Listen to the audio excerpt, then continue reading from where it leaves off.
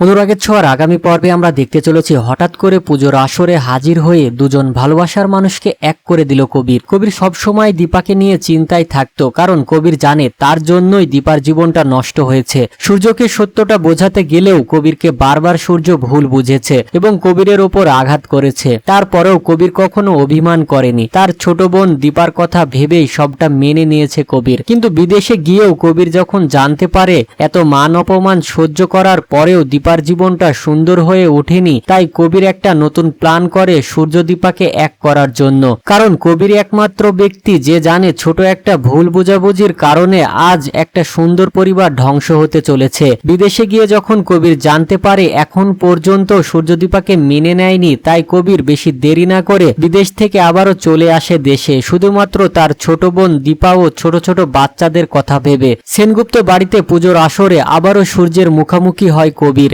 সেনগুপ্ত বাড়িতে কবিরকে দেখে সূর্য প্রচন্ড রেগে যায়, কিন্তু কবির বলে, আজ আমি আপনার সাথে রাগারাগি করতে আসিনি, এত দূর থেকে সব প্রমাণ সাথে নিয়ে আপনার সাথে হাজির হয়েছি, তাই আজ আমি বলবো আর আপনি শুনবেন। কবির এবার এক এক করে সব সত্য তথ্য তুলে ধরল সূর্যের সামনে। কবির সূর্যকে বলে কেন সে দীপার প্রতি এত দুর্বল, কেন সে দীপার সাথে বারবার দেখা করত, কেনই বা দীপা কবিরকে এতটা সম্মান করে। কবিরের সব কথার আসল সত্য প্রমাণ দেখে সূর্য বুঝতে পারে এতদিন দীপাকে সে ভুল বুঝেছে, এতদিন সে দীপার সাথে অনেক অন্যায় করেছে। তাই সূর্য কবিরের কাছে ক্ষমা চায় এবং বলে, আজ থেকে আমি দীপাকে আর আমার মেয়েদের কোনো কষ্ট পেতে দেব না। তো বন্ধুরা, কবির যদি সত্যি এভাবে এসে দীপা ও সূর্যের মাঝে সব ভুল বোঝাবুঝি দূর করে দেয়, তাহলে কেমন লাগবে তা অবশ্যই কমেন্ট করে জানিও। আর ভিডিওটি ভালো লাগলে একটি লাইক দিয়ে চ্যানেলটি সাবস্ক্রাইব করে বেল বাটনে অল করে রেখো, তাহলে অনুরাগের ছোঁয়া নতুন আপডেট তোমাদের কাছে পৌঁছে যাবে।